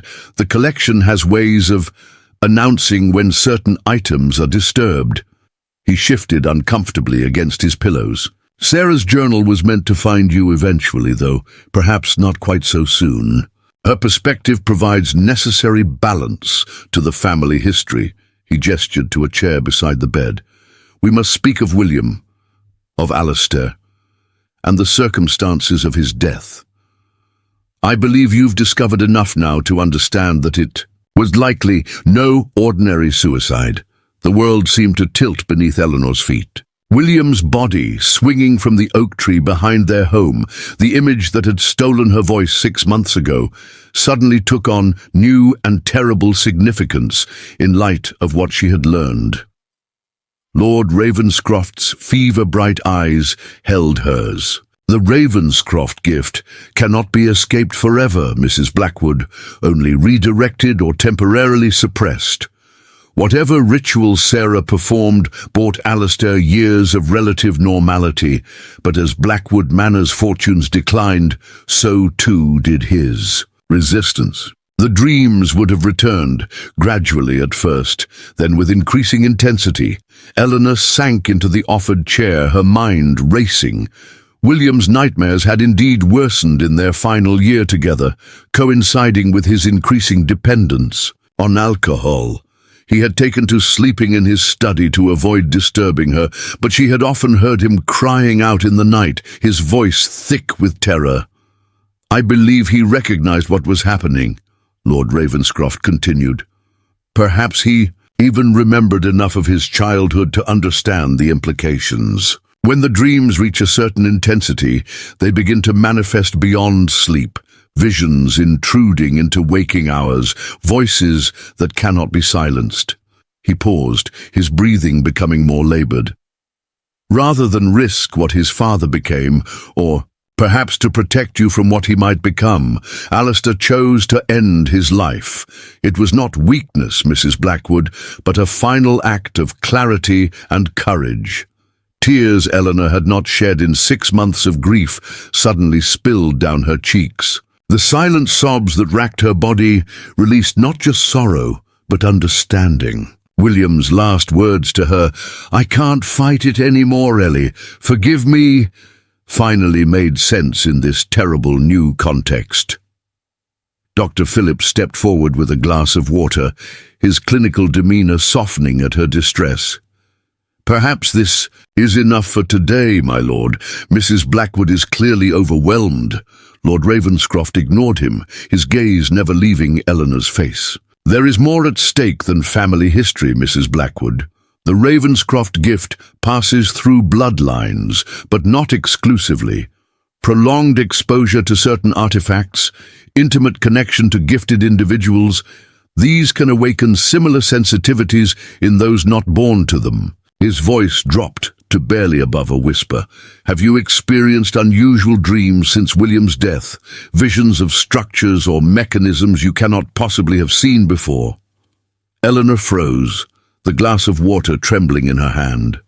She had attributed her recent nightmares to grief and anxiety, dreams of vast, impossible buildings with rooms that shifted and changed when not directly observed. Dreams where she searched endless corridors for something unnamed but essential. Lord Ravenscroft read the answer in her expression. "As I suspected, the Ravenscroft legacy has already begun to claim you, Mrs. Blackwood, regardless of blood relation. The question now is what you will do with this unwanted inheritance, and whether you will succeed where generations before you have failed." Eleanor stood at her bedroom window, watching dawn creep across the grounds of Ravenscroft Hall. She had not slept. How could she, after Lord Ravenscroft's revelations about William's suicide and her own emerging dreams? The brass key from Sarah's journal lay heavy in her palm, its intricate teeth catching the first rays of morning light. The choice before her seemed impossible. She could heed Lord Ravenscroft's warning and leave the forbidden cabinet untouched, continuing her cataloguing work while gradually accepting her role as heir to the estate. Or she could use Sarah's key to unlock the secrets that had destroyed William's father and possibly driven her husband to suicide. In the cold morning light, one fact became increasingly clear. Lord Ravenscroft had not told her everything. His account of helping William escape his father's abuse rang true, as did his explanation of the dreams that had eventually reclaimed his nephew. But something significant remained unsaid. Some purpose behind bringing Eleanor to Ravenscroft beyond. "Simple inheritance," a soft knock interrupted her thoughts. She opened the door to find Harrington, his scarred face grave. "Lord Ravenscroft's condition has worsened overnight," he informed her. "Dr. Phillips does not expect him to last the week." Eleanor's eyes widened in surprise. Despite his obvious frailty, she hadn't realized death was so imminent. "He asks that you continue your work in the South Room today," Harrington continued. "He specifically mentioned the importance of the journals in understanding your position here." Eleanor nodded, studying Harrington's impassive features. How much did he know about the Ravenscroft gift? As Lord Ravenscroft's trusted agent, surely he was aware of the family's unusual history. "Has Lord Ravenscroft told you about my dreams?" she wrote in her notebook. A flicker of something, concern perhaps, crossed Harrington's face. "He mentioned certain developments. I've served the Ravenscroft family long enough to understand their unique inheritance." "Did you know William?" "Briefly. As a child, I came to Lord Ravenscroft's service after the boy had fled." Harrington hesitated, then added with uncharacteristic feeling, "What was done to him was unconscionable. Even in pursuit of knowledge, there are boundaries that should not be crossed." This unexpected glimpse of emotion from the stoic man confirmed Eleanor's growing suspicion. The Ravenscroft legacy was not merely eccentric scholarship, but something darker, something that inspired both devotion and fear in those who understood its true nature. "I found Sarah's journal," she wrote impulsively, watching for his reaction. "And the key." Harrington's expression hardened. "Then you face a choice few have confronted and fewer have survived intact." He glanced down the corridor as if concerned about being overheard. "Lord Ravenscroft believes you have the strength to succeed where others failed. I cannot advise you either way, Mrs. Blackwood, but remember, curiosity and courage are different virtues, and only one serves us well when confronting the unknown." With that cryptic warning, he excused himself, leaving Eleanor more unsettled than before. The key seemed to pulse in her hand, both invitation and warning. After dressing and taking a light breakfast in her room, Eleanor made her way to the south room. The mansion felt different today, the corridors longer, the shadows deeper, the very air thick with anticipation. Twice she took wrong turns, finding herself in unfamiliar passages before reorienting toward the collection wing. The south room welcomed her with morning light, filtering through tall windows, illuminating dust motes that danced in golden columns. Eleanor moved directly to the journals, purposefully avoiding looking at the iron-banded cabinet with its raven-shaped lockplate. She would continue her legitimate work, reviewing more of the family records while deciding what to do about Sarah's key. The journal she selected belonged to Augustus Ravenscroft, who had managed the estate in the early 19th century. Unlike Richard's clinical observations or Edmund's enthusiastic discoveries, Augustus wrote with the cautious respect of a man who understood he was handling dangerous knowledge. February 3rd, 1812. The artifact responds to proximity of blood relations, growing warm to the touch when handled by myself or my son. This confirms the theory of resonance between certain bloodlines and objects of non-terrestrial origin. The implications are disturbing. If objects can recognize specific lineages across generations, what purpose might they serve? Are we truly the investigators in this arrangement, or are we ourselves being studied across time? Eleanor paused, considering this unsettling perspective. The Ravenscrofts had believed themselves scholars of unusual phenomena. But what if their centuries of collection and documentation served some purpose beyond human understanding? Augustus seemed to have glimpsed this possibility. April 17th, 1812. Communication remains one-directional through the dreams. We receive impressions, geometries, occasional symbols, but cannot respond or redirect the flow of information. I increasingly suspect we are not intended as conversational partners, but as vessels or conduits. The question becomes, conduits for what and to what end? This idea, that the Ravenscroft gift made them passive recipients rather than active investigators, contradicted Richard's aggressive attempts to cultivate his son's abilities, yet it aligned with Lord Ravenscroft's more measured approach, and his brother's eventual madness. Perhaps Richard's methods failed precisely because he tried to control something never meant for human manipulation. As noon approached, Helena found her attention repeatedly drawn to the forbidden cabinet. It stood as it had yesterday, its iron bands gleaming dully in the sunlight, the raven lock plate seeming to watch her with obsidian eyes. The key in her pocket felt heavier with each passing hour. A sudden realization struck her. If Lord Ravenscroft truly did not have long to live, her decision had greater urgency than she'd initially understood. Once he was gone, would anyone at Ravenscroft have answers about William's death or her own emerging dreams? Miss Reed and Mrs. Graves might know pieces of the family history, but neither had experienced the gift firsthand. Harrington clearly understood the dangers but maintained professional detachment. If she wanted truth before facing the responsibilities of inheritance, the time was now. Taking a deep breath, Helena approached the cabinet. Up close, she noticed details previously hidden by shadow, intricate carvings along the wooden panels depicting what appeared to be astronomical events, ancient structures, and human figures in attitudes of both rapture and terror. The craftsmanship was exquisite, yet something about the images disturbed her deeply, as if they portrayed realities never meant for human eyes. The raven lock plate featured a keyhole positioned in the bird's open beak, its shape unusual but clearly designed for the brass key she held.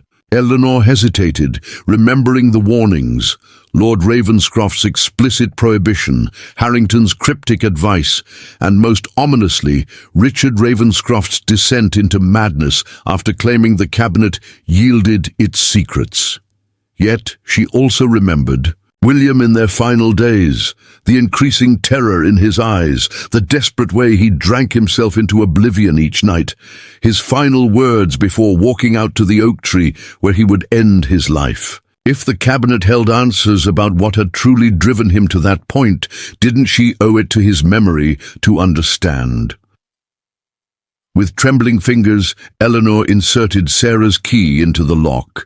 It slid in smoothly, as if the mechanism had been recently oiled, despite its apparent age. She turned it clockwise, feeling resistance, then a click as something inside the cabinet released. The doors swung open silently, revealing a space smaller than expected, perhaps 2 feet wide and deep, lined with dark velvet. At its center, mounted on a silver stand, sat an object unlike anything Eleanor had ever seen. It appeared at first glance to be a cube of approximately 6 inches on each side, its surface a material resembling black glass or polished obsidian. As she looked closer, however, Eleanor realized the surface wasn't solid at all, but seemed to shift and flow like liquid while maintaining its cubic shape. Stranger still, the object wasn't truly black. Its darkness was more an absence of light, as if it absorbed illumination from its surroundings. Around the cube, carefully arranged on the velvet lining, lay notebooks filled with what appeared to be observations in different handwritings, generations of Ravenscrofts documenting their interactions with this inexplicable object. Helena didn't touch the cube, but leaned closer to examine it. As she did, something extraordinary happened. The surface nearest to her began to ripple more actively, and within its depths, images formed, a series of architectural structures that matched exactly the buildings from her recent dreams. Impossible. Geometries, rooms that defied physical laws, corridors that turned back on themselves in ways that couldn't exist in 3-dimensional space. She gasped soundlessly, drawing back. The cube's surface immediately stilled, the images fading like reflections on disturbed water. Heart pounding, Eleanor reached for the nearest notebook, opening it with cautious fingers. The pages contained detailed observations from Charles Ravenscroft in the late 18th century. The reflection, as we have termed it, responds uniquely to each family member who observes it. Father sees mathematical formulas beyond current understanding. I perceive architectural structures impossible to build with known materials. Cousin James reports musical notations that, when played, induce states of altered consciousness. Most significant, the images strengthen with continued exposure. What begins as fleeting impressions gradually stabilizes into consistent visions that eventually intrude into dreams and, in advanced cases, waking perception. The reflection appears to attune itself to the observer's mind, using existing knowledge and experiences as a framework to transmit something else.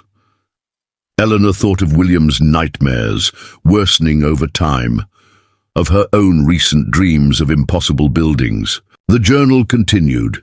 We remain divided on the fundamental question: is the reflection a tool, a communication device, or a sentient entity? Does it originate from some civilization beyond our comprehension, or does it represent a manifestation of dimensions adjacent to our own? Only one fact remains consistent across 5 generations of study. Prolonged exposure without proper preparation leads inevitably to mental dissolution.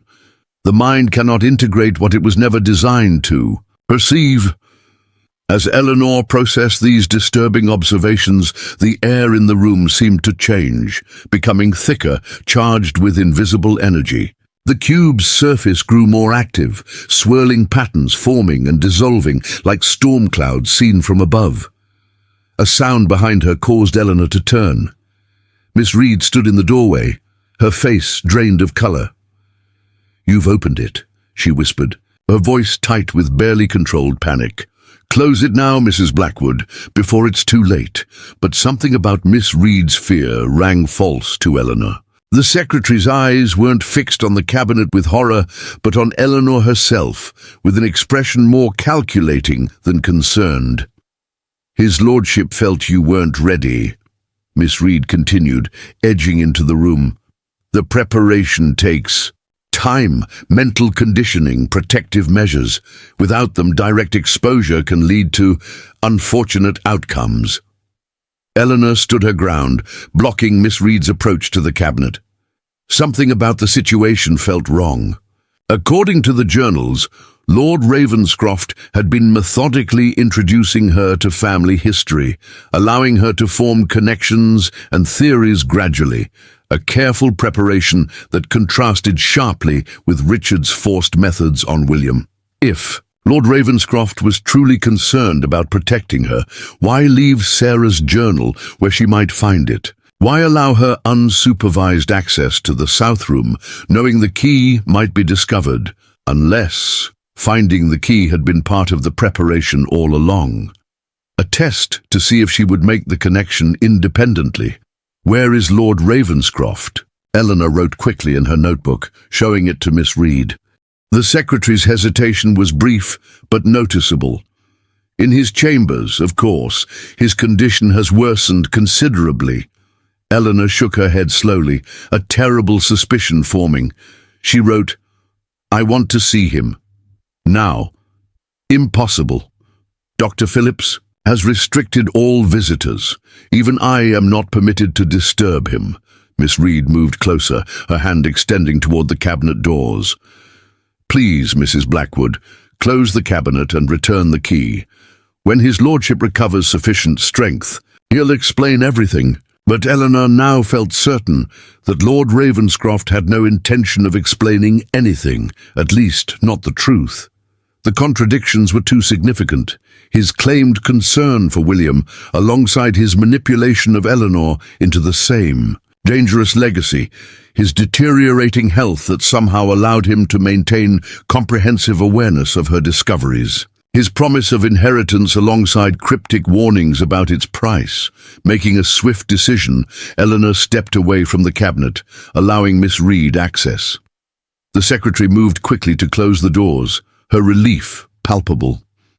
As she turned, The key in the lock. Helena noticed something she had missed before, a small tattoo on Miss Reed's wrist, partially visible beneath her sleeve. A familiar symbol, a raven perched on an open book, the Ravenscroft crest. In that moment, several pieces clicked into place. Miss Reed's claimed status as Lord Ravenscroft's ward, her intimate knowledge of family matters, her pale features that, now that Helena looked more carefully, bore subtle resemblance to William's own. "You're a Ravenscroft," Helena wrote, the accusation clear in her expression. Miss Reed's face hardened, the pretense of concerned secretary dropping away. A distant relation, not in the direct line of inheritance, but family nonetheless. "I've served Lord Ravenscroft faithfully for 20 years, watching as he searched for Alistair, then mourned his death, and finally settled on you as the solution to our dilemma." "What dilemma?" Miss Reed laughed without humour. "The reflection requires a Ravenscroft mind to fulfil its purpose. With Alistair dead and Lord Ravenscroft dying, a suitable vessel was needed. You, with your connection to Alistair and your emerging sensitivity, became the obvious choice." "Vessel for what?" "Completion." Miss Reed's eyes gleamed with fervent intensity. "For centuries, the reflection has been communicating fragments of knowledge, scientific principles, mathematical concepts, architectural innovations, each generation receiving pieces of a greater whole. Lord Ravenscroft believes we're approaching the final transmission, the culmination of a process spanning hundreds of years." Helena's blood ran cold at the implication. The Ravenscroft men hadn't been scholars studying an unusual artifact. They had been unwitting receivers in a long-term communication whose purpose remained unknown. "And William?" She wrote, her hand shaking. "Alistair was unusually receptive, dangerously so. Richard recognized his potential, but employed barbaric methods that nearly destroyed the boy's mind. Lord Ravenscroft helped him escape, yes, but maintained distant observation, knowing the gift would eventually resurface." Miss Reed's voice softened slightly. "When it did, Alistair chose death rather than surrendering to what he remembered from childhood. It was unfortunate."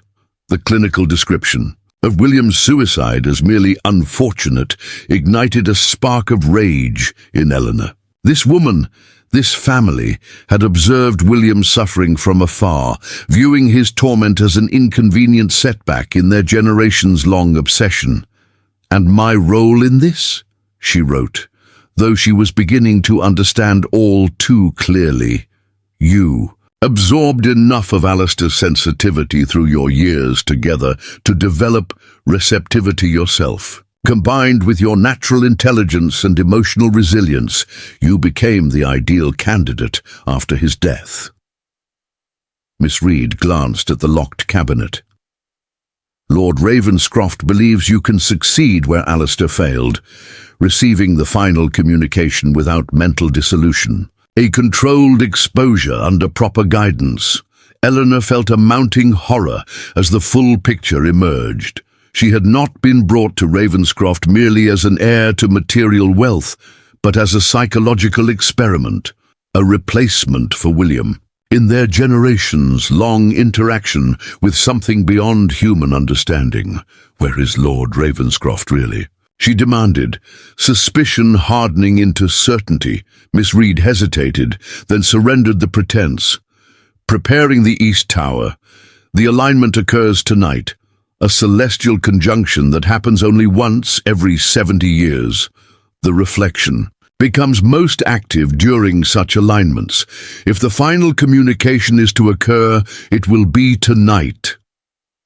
The pieces fell into place with terrible clarity. Helena had not been intended to discover the cabinet alone, but was being maneuvered toward.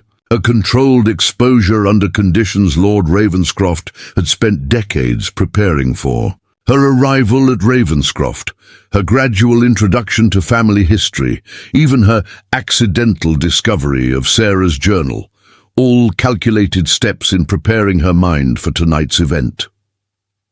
As this realization dawned, Helena made her decision. She would not be another experiment in the Ravenscroft legacy. Whatever awaited in the East Tower tonight, she would face it on her own terms, with full awareness of what she was confronting and why. And perhaps most importantly, she would honor William's memory by understanding what had driven him to that final desperate act beneath the oak tree, not through the distorted lens of those who had observed his suffering from a distance, but through direct confrontation with the force that had haunted his dreams since childhood. For the first time in 6 months, Helena Blackwood felt words forming in her throat, pushing past the silence that had been her refuge since William's death. Her voice, when it finally emerged, was rusty from disuse, but carried the unmistakable tone of determination. "Take me to Lord Ravenscroft," she said. "It's time we spoke honestly about what happens tonight." The East Tower of Ravenscroft Hall stood as a monument to obsession. As Helena climbed the winding stairs behind Miss Reed, she noticed astronomical symbols carved into the stone walls, tracking a history of celestial observations spanning centuries. Lord Ravenscroft awaited them in a circular chamber at the tower's summit. Far from the frail invalid of previous days, he stood tall beside a telescope aimed at the darkening sky, his eyes feverish with anticipation. The forbidden cube, the reflection, rested on a pedestal at the room's center, surrounded by instruments Helena didn't recognize. "You found your voice," he observed as Helena entered. "Just in time." "Just in time for what?" Helena demanded, the words still unfamiliar in her throat. "To serve as your experiment? Another Ravenscroft sacrifice?" Lord Ravenscroft's expression softened unexpectedly. "Not sacrifice, liberation. What we've pursued for generations isn't domination of knowledge, but submission to it. The reflection doesn't take, Eleanor. It transforms." He gestured to the windows where stars began to appear in the twilight. "Tonight's alignment occurs once in 70 years. The final communication requires a prepared mind, one that has known loss, endured silence, and emerged stronger. William couldn't face it. I believe you can. You manipulated me from the beginning," Eleanor said. "The auction, the inheritance, everything." "I arranged opportunity," he corrected. "Every choice was yours, including opening the cabinet today." Outside, the stars brightened as darkness deepened. The reflection began to pulse, its surface swirling with increasing intensity. "What does it want?" Eleanor asked, unable to tear her gaze from the mysterious object. "Understanding, connection. For millennia it has taught us gradually, building human comprehension piece by piece across generations." Lord Ravenscroft's voice grew urgent. "Tonight completes the cycle." As if responding to his words, the reflection's surface erupted with images, architecture, mathematics, star maps, cycling faster than Eleanor could comprehend. The room filled with a high-pitched tone that made Miss Reed cover her ears in pain. "It's begun," Lord Ravenscroft whispered. "Eleanor, you must focus on it now. Open your mind as you opened your voice." A rational voice in Eleanor's mind screamed warning. This was madness, the culmination of a family delusion that had claimed William. Yet another part recognized truth in Lord Ravenscroft's words. The dreams, the visions, the uncanny familiarity of impossible structures. These weren't symptoms of madness, but fragments of something seeking completion. As the alignment reached its zenith, Eleanor made her choice, not as William's widow or Ravenscroft's heir, but as herself, a woman who had endured loss, found strength in silence, and now chose knowledge despite its dangers. She stepped forward, placing her hands on either side of the reflection. The world dissolved. Images flooded her consciousness, not random fragments but a cohesive whole, a message encoded in geometry and light. Not alien as she had feared, but profoundly human, knowledge lost and found again, cycles of understanding that had risen and fallen across millennia. The reflection wasn't a communication from elsewhere, but humanity's own forgotten wisdom, preserved and returned when minds were ready to receive it. The Ravenscrofts hadn't been chosen, they had simply been receptive, generation after generation, maintaining the connection through their unusual dreams. When Eleanor's awareness returned to the tower room, she found Lord Ravenscroft collapsed beside the pedestal, his life's purpose fulfilled. Miss Reed knelt beside him, tears streaming down her face. The reflection had stilled, its surface now transparent as glass, its purpose complete. "What did you see?" Miss Reed whispered. Eleanor smiled, the weight of months of silence fully lifted. Everything. Nothing. The beginning in the end. 3 months later, Eleanor Blackwood Ravenscroft stood in the newly renovated South Room, now transformed into a research library open to selected scholars. The reflection, inactive since that night, remained on display, no longer dangerous, merely historically significant. Harrington entered with the day's correspondence. "The Royal Society has accepted your proposal for the astronomy conference," he reported, "and Mr. Blackwood's remains have been relocated to the family cemetery as you requested." Eleanor nodded, gazing out at the estate she now commanded not through inheritance but understanding. The knowledge preserved by generations of Ravenscrofts belonged to everyone. Scientific principles, mathematical insights, architectural innovations that could address humanity's most pressing challenges. The woman who had been sold for 3 gold coins now held priceless wisdom in trust for future generations. The silence that had protected her in grief had prepared her to hear what others could not, and having heard, she would never be silent again. Up next, you've got 2 more standout stories right on your screen. If this one hit the mark, you won't want to pass these up. Just click and check them out, and don't forget to subscribe and turn on the notification bell so you don't miss any upload from us.